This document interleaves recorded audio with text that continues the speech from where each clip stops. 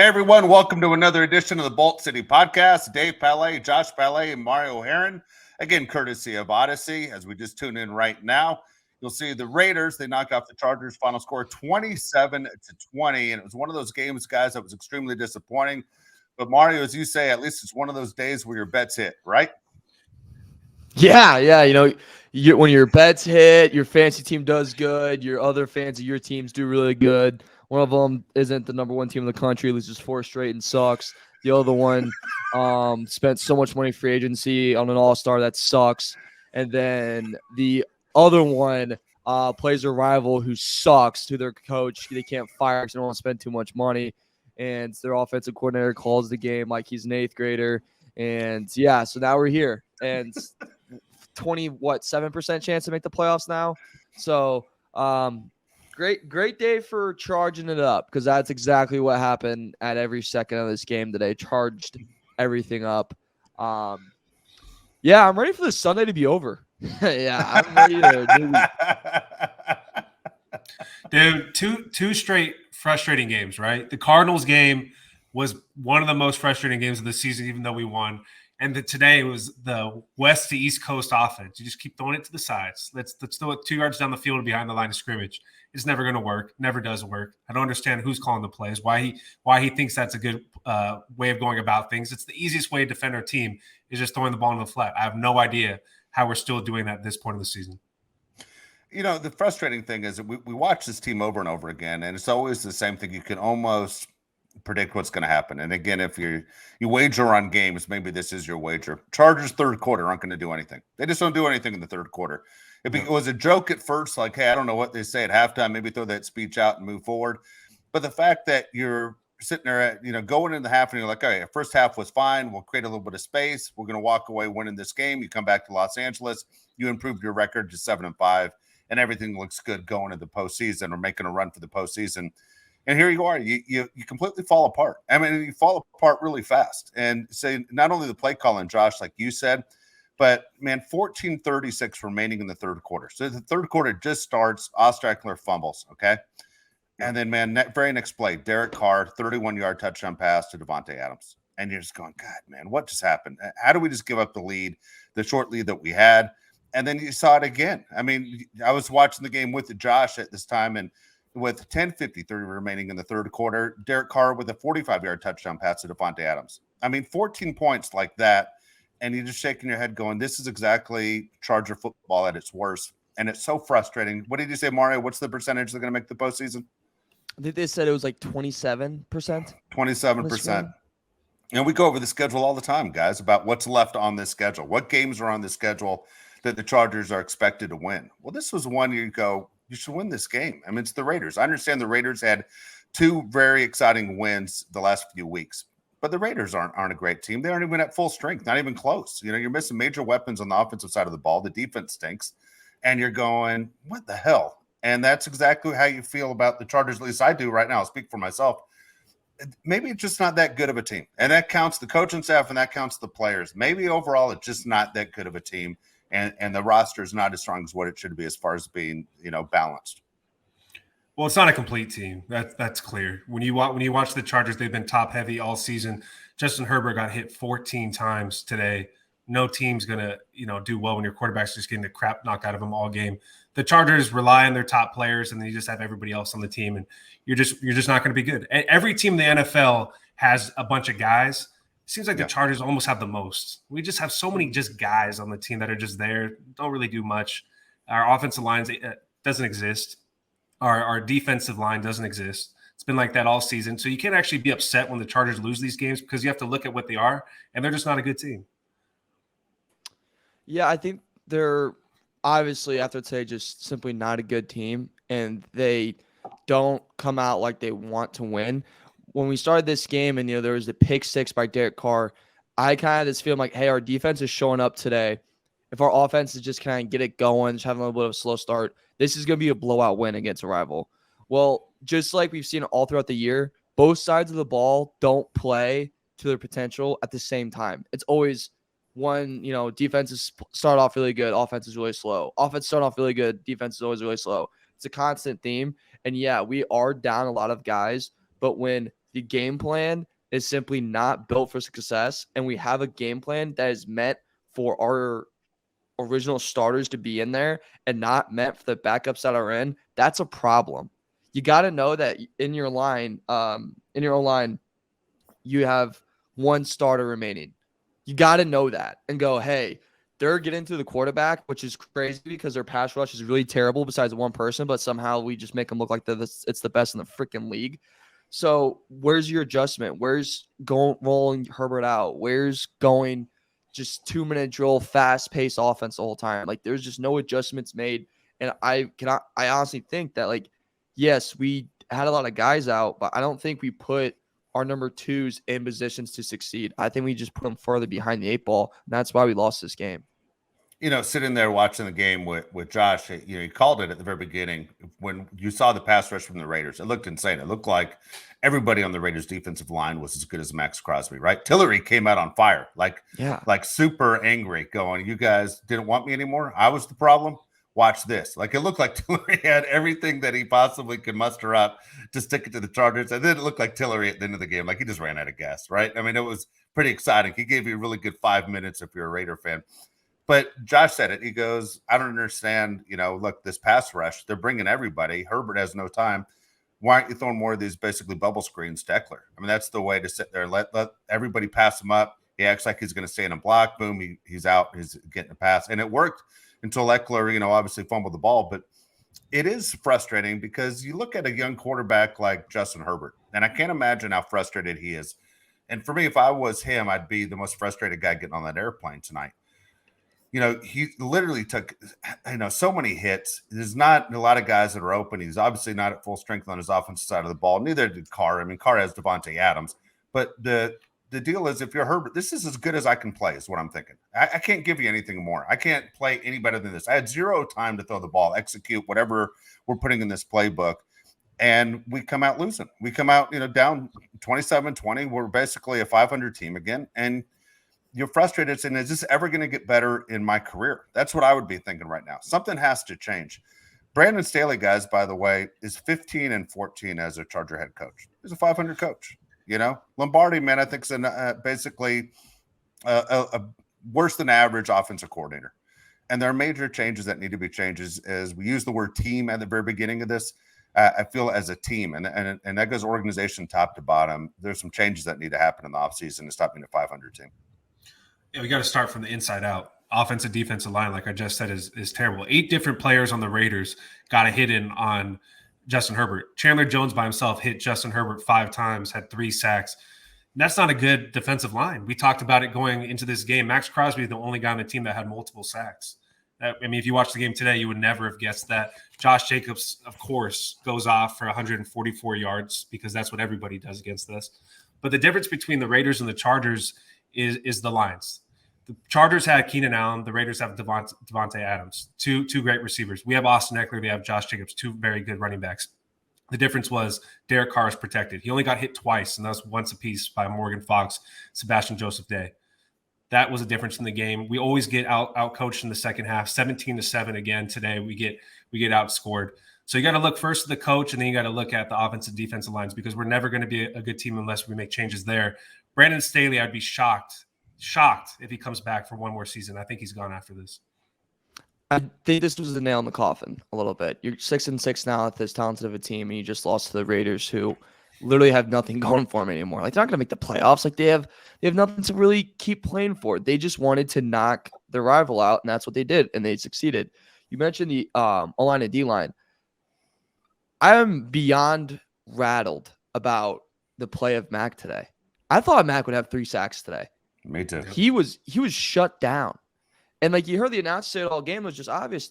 Dude, Carr could order a steak dinner from Indianapolis and DoorDash it, and it would get there, and there would still not be a Charger jersey near him. And he could just eat it, maybe take a little napkin, dab the face up, make sure he's staying pretty with it, like do his eyeliner. Like, he could have done everything, and we would not have had any Charger player near him. It was the tail of the game.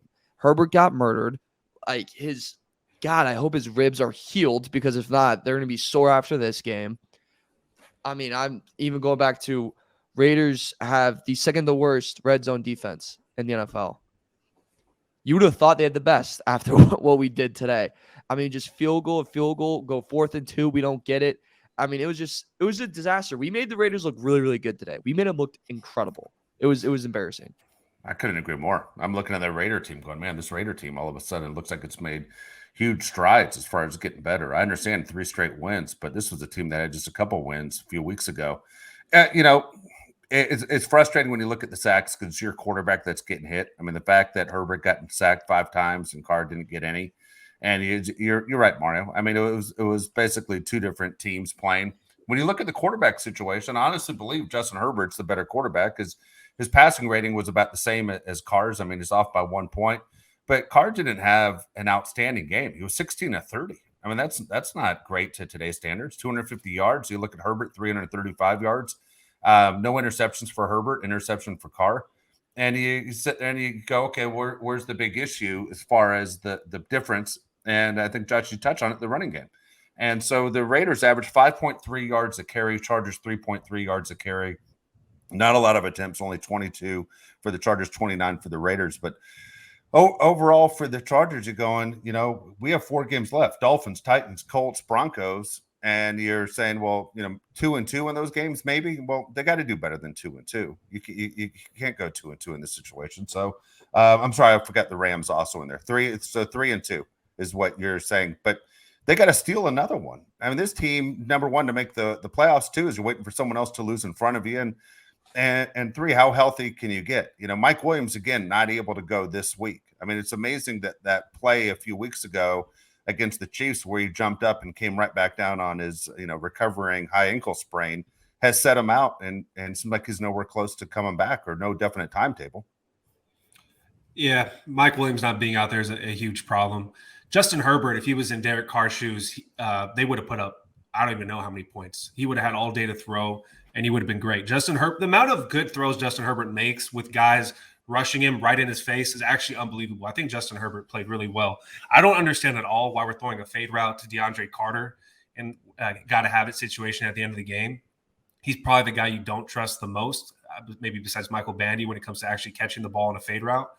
I don't understand if that's Justin Herbert's call, if that's Lombardi's call, but you got to go Keenan Allen or Josh Palmer. I think Josh Palmer balled out today too. Josh Palmer looks like a really, really good receiver. I would take him as one of the top 5, number 3 receivers in the NFL right now. We got to go to one of these guys at the end of the game.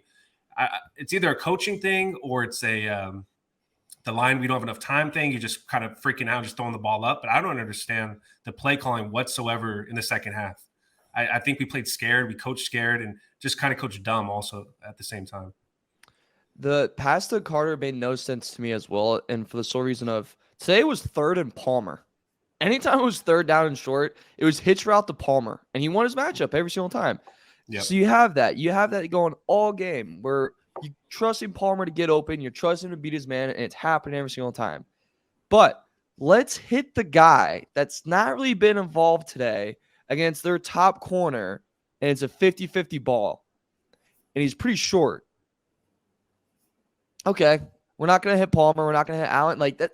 It didn't make any sense to me. And I think it showed just like I'm trying to think what I want to say. Like just no rhythm really in the offense. Like I just never felt like there was a rhythm at all. There's just no consistency. And I think that just showed to that. It's like in this moment, it's like we're just just keep relying on Herbert to be Superman. But the problem is he's not Superman. He's ridiculous. He's an amazing quarterback. But at some point, you got to help him out. At some point, the Chiefs help out Mahomes. At some point, the Bills help out Allen. At some point, the Bengals do help out Burrow. Herbert's an amazing quarterback, but just help him a little bit. Give him a little bit of help, and we can be successful. And that little bit of help is probably not passing it or probably not looking forward to a Carter matchup one-on-one downfield on a very, very much needed first down conversion. It's one of those things where you justify it in the press conference at the end. I mean, everyone remembers the end of the game. Look, you can lose games in the 3rd quarter like you can in the 4th quarter, but the last play of the game, when that's asked to Staley, how did that end up that was your last attempt to keep things going? The answer is, well, Justin saw what he saw. Well, come on, that has to be the last option. You guys nailed it right there. Look at the height difference. Look at the resume. He definitely has to be the last option. The pole play didn't make any sense at all. It wasn't like it was a game winner in the end zone. It just we're sitting there saying, what can you do to drive going and hopefully get a Hail Mary in? Anyway, it's one of those where, guys, I think it's as simple as basic football. You look at the offensive line and you look at the injuries and you look at basically the lack of talent they have, and maybe the season's a lot different, even if you have just Rashawn Slater healthy the whole year.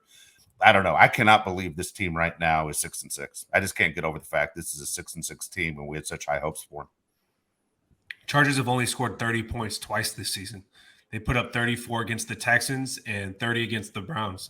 Two bad teams. What's the Chargers' best win this season? What's the best one we've had? Was it last week against a bad Cardinals team? Was it week 1 against the Raiders? I couldn't tell you what the best win the whole season has been. You can't, like I said, you can't get upset when the season's over and we missed the playoffs. You said, well, we didn't beat any good teams. We didn't beat one team where you're like, you know what, they're going to be, a problem in the playoffs. All the teams that might be in the playoffs have kicked our ass. Every single one. So I don't understand from a fan. Like I'm trying to say, as a fan, it's hard to get upset when this is kind of what you deserve. You have a play caller that doesn't do anything creative. Like Mario said, there's never been like a flow to the offense the entire season. It's always the weirdest freaking play calling. There's nothing, there's no chemistry whatsoever on the offense. And then you just score like 24 points every game. And then you're wondering what the hell happened.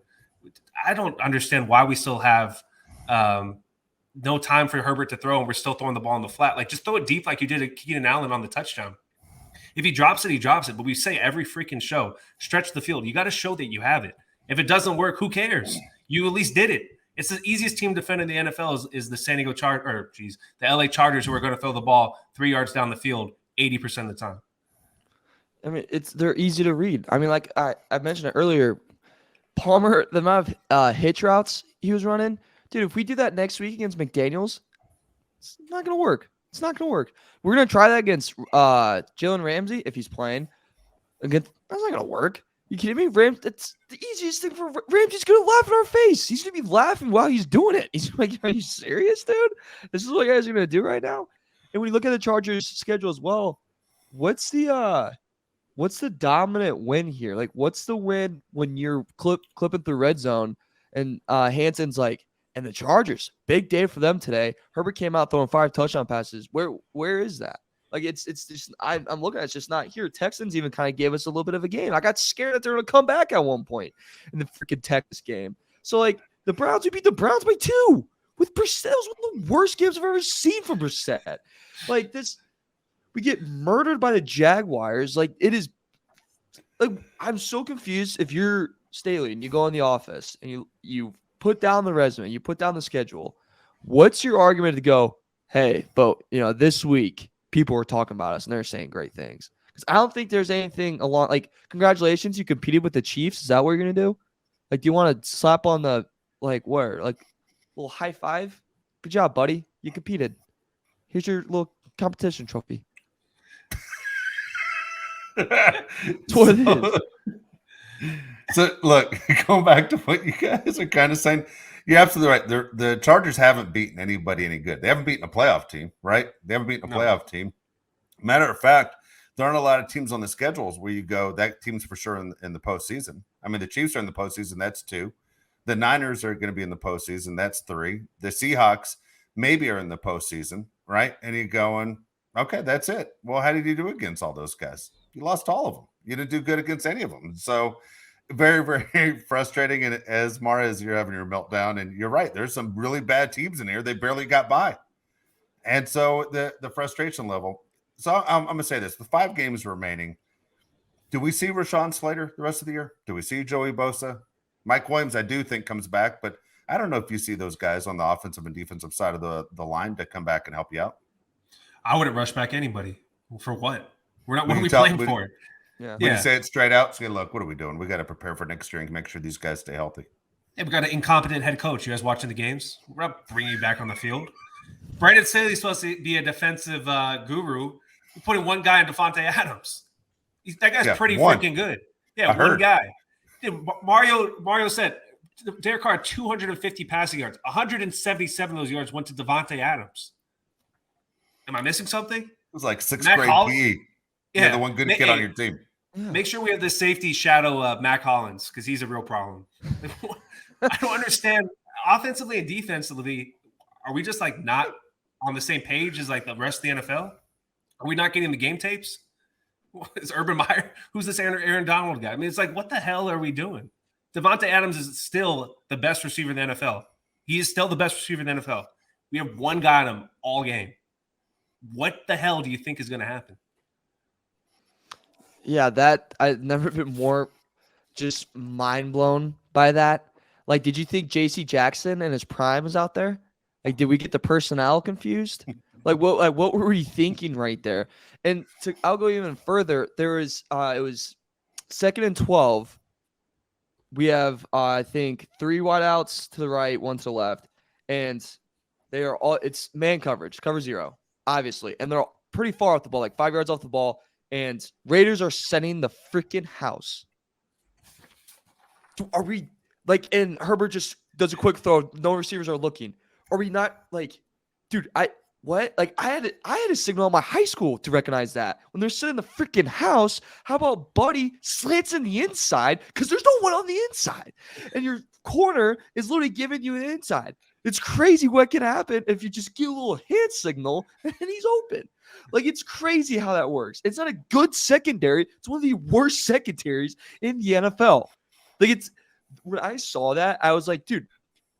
I think if I took my nephew, we were playing Madden, he could recognize that pretty quickly and have Keenan Allen run a slant, Josh Palmer run a slant or something. But no, it's just we're behind on the 8 ball. We're behind. And that's just what we are. Like we're not a good football team, and we're not a playoff team. We're not going to make the playoffs, and that is where we sit. And my one last comment I too want to make, and I'm interested in your guys' thoughts. Did Tom tell Coach Staley that feel free to go for it whenever? Because it felt like he was doing the I'm going all out no matter what, going for it anytime I want. And he did it early in this game. Go ahead, Josh. What do you think? Yes. I mean, do you think it was different? Oh, 100%. He hasn't done that all season where he's just being like the old Brandon Staley and going for it. I didn't mind it the 4th and 2. He didn't get it. I just think the play call was dumb as always. But, okay, here, I want to ask you a question, right back at you, Mark. We have a 6'6" quarterback that's like 240 pounds. Why the hell on these 4th and 1, 4th and 2 situations, you don't just have him go for it? He's going to get it. They did it once today, and it was no problem. But yet we have the dumbest play calls when he's not doing it. We have the biggest quarterback in the NFL. Why are we trying to like outthink ourselves every game? I don't mind him going for it if it's a short yardage situation. If you go for like 4th and 8, like I don't agree with that. But if it's 4th and 2, what are we playing for? Go for it. Who cares? Go, Dave. No, I'm with Josh. I mean, same thing. I mean, again, you've seen Tom Brady do it over and over again through his career. I mean, the Patriots just not even hide how it works. It's Tom Brady gets the snap, he falls to the left side, he goes forward, never gets stopped. It works all the time. It was a reason why they advanced, I remember a few years ago, to the Super Bowl, getting by the Chiefs on the same exact play. Tom Brady has always done that same play. It works when the Chargers do it. I don't understand why they don't do it more often. There's so many things that you shake your head at when you're watching the game today. As I know right now, I think Mario, I think you're at an all-time high as far as freaking out. You know, because I see the hands going all over the place today. Very upset, but I feel the same way. I'm just like, overall, it's a team. I'm like, where's our team IQ? Whether it's the safety, whether even at Herbert at times. Herbert had a situation where he was running for a first down, and he stopped a yard short. I mean, don't you see it? It's right there in front of your face. How do you not know where to go on the field? What do you mean you stopped a yard short? And you put yourself in a situation where it becomes extremely frustrating, and you go, I'm not surprised. This is a team IQ thing. This is what this team does. That was the 4th and 2. If people remember, that was the second down run into the 4th and 2. That's what turned into the 4th and 2. He didn't see the first down marker. Fall forward. You're 6'6". I don't like, dude. What are we doing? Patrick Mahomes is going for it. If you watch a Josh Allen game, that guy doesn't care about anything. That dude throws everything in there. Go for it. What is this, Cam Newton in the Super Bowl? Come on, buddy. See, you saw Mahomes get leveled in the end zone. It wasn't a touchdown, but he gets leveled with it. Like, dude, you got sell out one time, sell out and make a play, and it's gonna work out for you. I swear on my life, it's gonna work out for you. But that's what the Chargers don't do. They don't sell out. That's why I was asking you guys about the injury situation. For me, I understand what you're saying. Why would you bring somebody back when you don't have a chance of being in the postseason? You have that slight window. I would like Bosa to come back. Slater's a little bit different story. Second-year guy. He's still, we all know he's extremely talented. I don't know how a bicep injury works, but for Bosa, he's been out basically the whole season. I would like to see Bosa come back. Show us something, even as fans, if anything, to us that invest our time and our money into tickets and the merchandise and everything else, that you're doing everything you can to get back on the field. Because to me, as a fan, I always feel with Bosa is football is not his number one priority. And for so many people who follow the NFL and pick a team, whether it's the Chargers, Cowboys, anybody you root for, this is your out from your crappy job, your Monday through Friday. This is your Sunday that you look forward to. This is the NFL. This is entertainment. And to go, man, I'd like to see the guys who I root for and put my time in actually that it means something to them. And I'd like Bosa to prove to me as a fan, hey, it means something for me to get back on the field and show I'm giving everything I can to this organization. Will I accept that check every week? That's the thing. You could see the big difference when he's not in these games. We can't stop the run. At least come back and give us a little bit of hope here, buddy. Like, I'd take him over Mike Williams at this point. We're getting gashed from the run every freaking game by every running back we play. You think this is bad? Jonathan Taylor and Derrick Henry are on the board. They're coming up soon. It's going to get really ugly. Get back for these games, dude. Like, show up, please. One time. Your brother's over there playing San Francisco. Do something. We can't stop anybody. And Mario just said it. If you're going against the Chargers, you're the defensive coach. Guys, here's our game plan. We're going to go cover 0. All right, we're going to bring the house. They're not going to throw it deep. He's never going to have enough time to throw it deep. We're gonna shut them out to 22 points like they do every game. Game over. Justin Herbert has less than 2 seconds to throw the ball, and besides Keenan Allen and Josh Palmer, we have nobody to rely on. Gerald Everett, from an IQ standpoint, good God, dude. Like, I don't even want to say things I'm not supposed to say here, but you're talking about IQ. This guy right here, I don't even think he knows how to play football sometimes. It's actually ridiculous. But the Chargers can't block anybody. So if you just bring the house to the Chargers, we're not gonna score points. Yeah, and there's gonna be no pivot to change it up. There's gonna be no pivot to change, the protection or anything like that. Like, it's just we're like, oh, we're just gonna live with it. We're just simply gonna live with whatever you do. We're gonna let you guys dictate what we're gonna do for the whole game. And looking ahead too, we have Dolphins that just lost to the Niners, gonna be a little pissed off, who need to win. They need to win. Then we face the Titans, who just lost back-to-back games, and they need to win. So it's not like we face, good teams that have, secured its playoff spot or like can kind of go in cruise control. No, these are really good teams that need wins. So we're going to get their A game. And from what we've seen this year, when we get teams A game, we usually don't give it back. At least that was an example of today. We got Raiders A game in every single way possible. This is in a lot of different ways. I mean, Chandler Jones played his best game of the year. Devontae Adams, he's our father. He's literally our father. I mean, we might as well just freaking give him our birth certificate. Like, it was ridiculous. So it's not going to get any better. And then the Colts just Saturday, just probably going to give him some weird speech and keep him going. Like, it's not good looking forward. No, Mario, you're right. Okay, I'm looking at the schedule, and I can tell you exactly why every team's going to give you their best effort. Okay, number one, they're going to come in against the Chargers and believe this is a game they can win. None of them are going to think this is a game that they can't win. But you're right. The Dolphins came off a very disappointing loss against the Niners, against a good team. And we talked about that test. That was a huge test. And I'm guessing through most media markets that don't have an NFL team that was playing at the exact same time, they were seeing the Dolphins 49er game on their TV. It was the game of the week. The Titans, as you said, haven't played well. Actually, were terrible in the run today against the Eagles. And the Eagles, I think, proved to a lot of people that, hey, we can play any brand of football. We can play with anybody. Titans have something to prove. Jeff Saturday, I think that you're in Indianapolis. So for me, from the outside, even though the Colts stink, Jeff Saturday is getting 100% from those guys. There's no lack of effort from what the Colts are putting out every single week.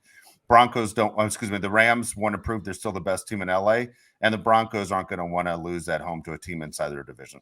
I mean, everyone's going to give their exact best effort against this Charger team to either finish on a high note or use it for a playoff run. And this is going to be tough. I mean, this is what football's supposed to be. You got to be tough. The strong survive. Let's see what the Chargers are made out of. This is everybody's best effort against your team. There's nobody that is thrown in the towel in any of these games that you're going to face through the remainder of the year. They all have a reason to beat you. Yeah, prime time next week, the Dolphins are going to come out on fire. You can't get a pass rush on Tua. You're going to have Jalen Waddle and Tyreek Hill running free. How long can you guard those guys if you can't put a pass rush on the quarterback? Or you're going to have a field day. I mean, I'm not excited about this game. I was really looking forward to the Chargers-Dolphins game. I'm not looking forward to that. Totally not looking forward to that game. I'm actually really Might just go in hiding for that game and not do the show after because it might get a little bit ugly. But I can't even another thing, I can't remember the last time the Raiders are the only team in the AFC West that gained a game on everybody. Everybody else lost today. Oh, yeah. Broncos blew it to the Ravens because that's what they do. Chiefs lose to the Bengals, and then the Raiders beat us. It's like today was the day the Chargers could have got a game on everyone, and we messed it up. And not to mention the Jets lost today. We could have gone 7-5 right behind the Jets. The Patriots lost. Like, this would have been a great spot for them to win. And then not to mention, if we win, it's a little less pressure going up against the Dolphins. You can play a little bit more relaxed. Now it's as tense as ever. I was saying that I was really looking forward to playing the Dolphins, that I thought, little candy ass, and that, maybe we'd be able to kind of outgun them. Yeah, I don't have a lot of faith anymore. I know Tua got hurt at the end of the game today. I think he'll probably be okay. I'm not excited, dude. I don't think this is gonna be pretty at all. And then we're gonna get like a McDaniels sound bites after it for like 2 weeks straight of him being weird or something. It's just gonna be freaking annoying. The Chiefs again can never help the Chargers out, right? The Chiefs always turn in the enemy. Not only do the Chiefs own the Chargers and everyone else in the division. The one time I think most Charger fans were rooting for the Chiefs today against Cincinnati because they're in that same kind of boat. The Chiefs can't even help us out there. I mean, the Chiefs again stick it to us. Even in a loss, the Chiefs stick it to the Chargers. And you can't catch a break either way. So it's very frustrating to see the direction of the way things are going. Next week's schedule, guys, just so you know, Chiefs are at the Broncos. Chargers, as we know, host the Dolphins on Sunday Night Football. Raiders on Thursday Night Football in Los Angeles at SoFi against the Rams. And of course, as I just said, the Broncos and Chiefs face each other. But it's one of those where I think it's going to be pretty easy to pick these games. And the Chargers are going to basically have to do this themselves, and hopefully for a little bit of help down the line to still believe that they can make the postseason. I think it's awesome that it's frustrating. The only thing that was good about today is that the Chiefs can't beat the Bengals. I love that. The Chiefs do that to everyone. So the fact that the Bengals have their number is the only positive I'm going to take from today. Mario, was there anything you learned from the NFL watching today that stuck out to you? One is, if Niners can ever get Shanahan a top-tier quarterback, I think he'd have like 3 Super Bowls, because he just had a backup. He didn't have a backup. He had a third stringer today, and he just beat the Dolphins. The Niners are by far my favorite to win the NFC. By far. 1,000 different ways that. And like you said, Bengals are getting hot at the right time. And if there's anything I would like to see out of the AFC, it's I'll take Burrow and Chase every single time. I'll take them. Chargers are going to suck it up. And then, we have Big Red and Weird Voice in Kansas City coming in hot. I'm perfectly fine with Burrow ruining their chances and ruining their dreams, because they ruined mine. So crush dreams and crush dreams. So sometimes you got to bite the bullet. I will gladly take that. It was a fun thing to watch today. Every time I was like, I can't believe Derek Carr and McDaniels are beating me. At least I can watch Burrow just take one more away from Mahomes. That's going to be really annoying, Mahomes. Be very annoying. Talk it out with your brother. It's tough one, buddy. Now, I will say this. It doesn't do us any good on this show, but I think all of us were picking the Niners quick. Even when the Niners were struggling at the beginning of the year, we all said the Niners are the best team in the NFC. I think we all kind of feel that way still. The Eagles showed me a lot today, but coming out of the NFC, man, the Niners are impressive. It's really incredible what they're doing up in San Francisco. It's funny, the Joe Burrow, I mean, honestly, raise your hand if you hate the Bengals and hate Joe Burrow. I find myself, I don't hate them at all. I kind of like the way they play. It's kind of exciting. I like the way the Dolphins normally play. I'm not a fan of either one of those teams. And when they win it, and let's say the Chargers are out of it, it doesn't bother me. I'm one of those guys that literally hates 31 teams in the league. But with those guys, I don't hate those guys. You just ask Josh, or Josh asked you, Mario, what do you think about it at the end of NFL Sunday? This is one of those days where I sit there, and I bet a lot of football fans feel this way, not even if you're a Charger fan.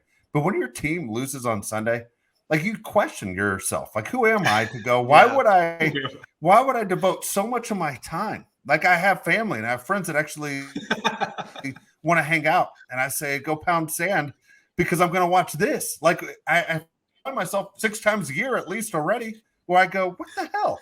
Life's too short. What am I doing? You know, and then when they win, like they did the week before, you're going, this is why I watch this. I almost cussed right there. This is why I watch this. And then you're all sold again. It brings you back.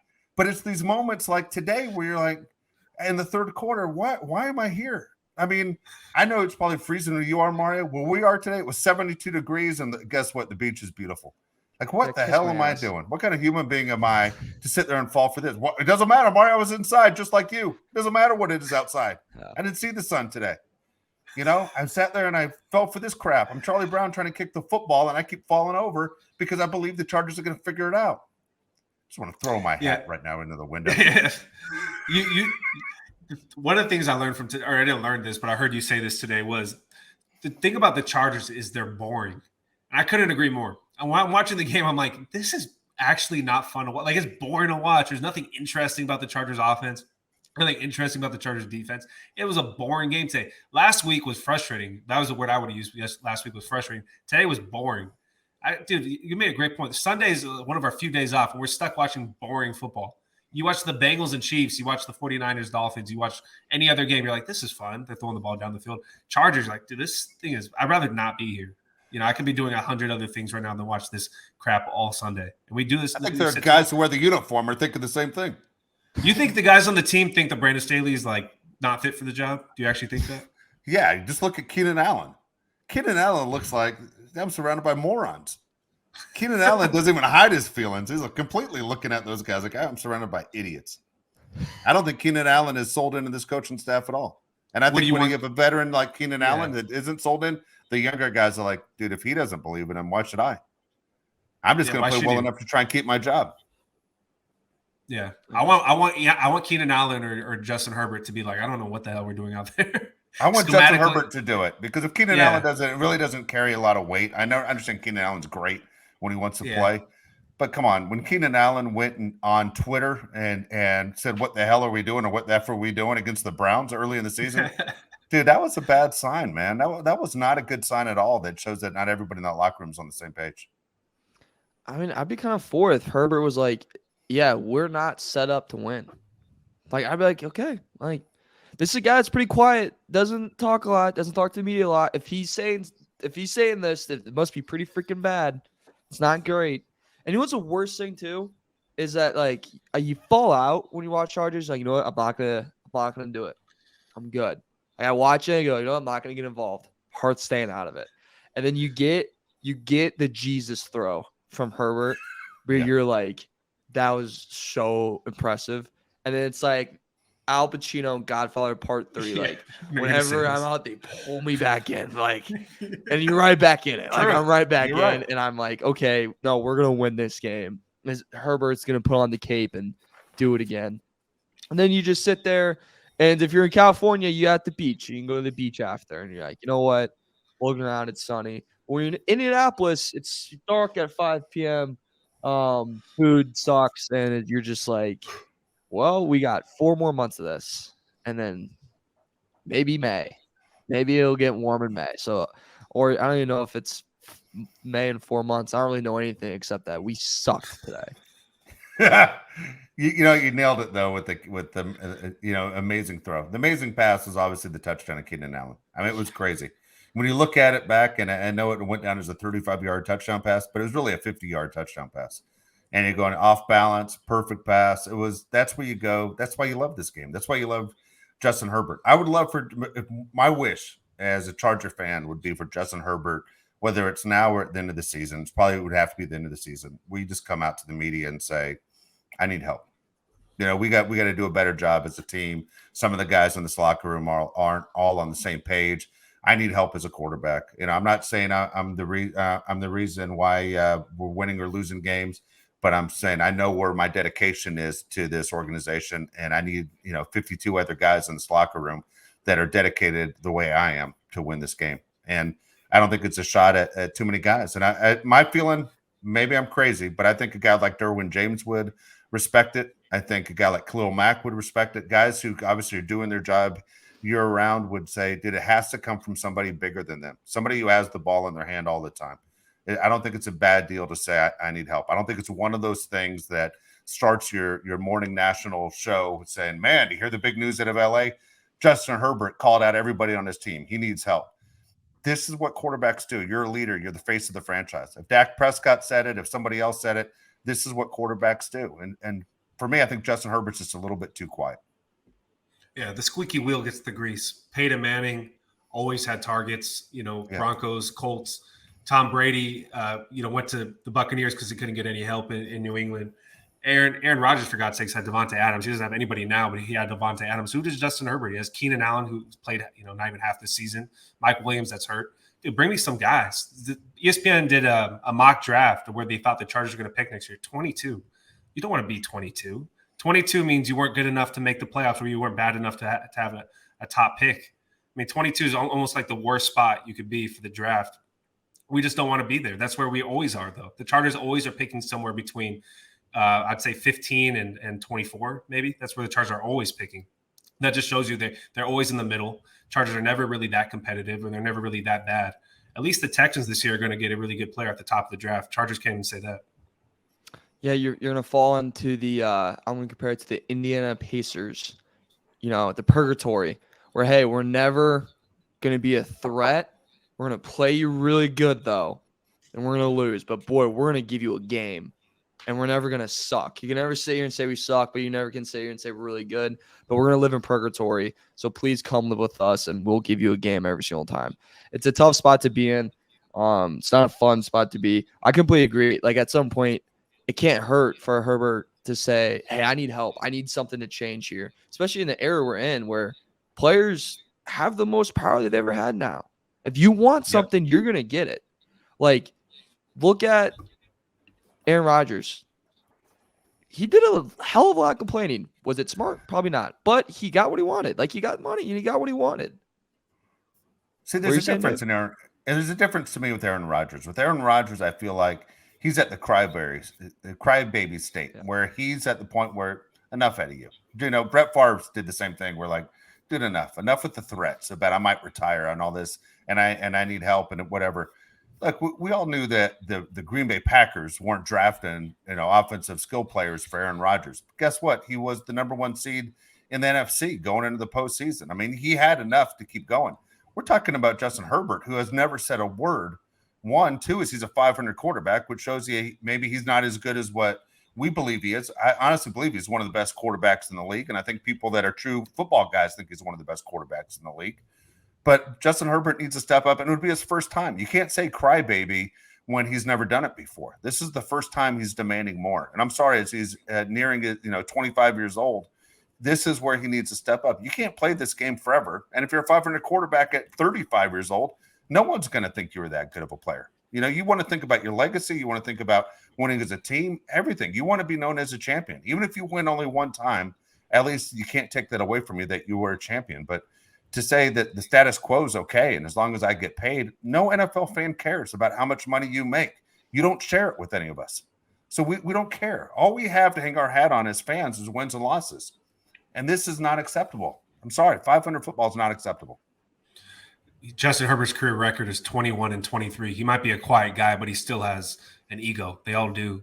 There's going to be a point in time where Justin Herbert's going to say, I don't want to be a Charger. And that's the last thing you want as a Charger fan, is for him to say, I don't want to be here. But you got to support the guy, for God's sakes. Phillip Rivers never had an offensive line. Justin Herbert doesn't have an offensive line. Help this guy out, for God's sakes. You can't have a guy play better than he played today for getting hit 14 times. The fact that he threw for over 300 yards with no time to throw whatsoever just shows how good he is. Help this guy out, dude, because he's going to be gone if we don't. Yeah, and just have the discussion. Like, Herbert just going – like, Tom Brady went into Belichick's office and said, hey, I need a wideout. Hey, I want Randy Moss. And guess what? It worked. They went undefeated, went to a freaking Super Bowl. Like, Herbert, you have the power to walk into Staley's office, walk into Telesco's office, and go, hey, I need an O-line. Hey, I need this, I need that to be successful. Now, if you keep saying that to him and not giving it, yeah, then you go to me and go, I need this. This is what I need.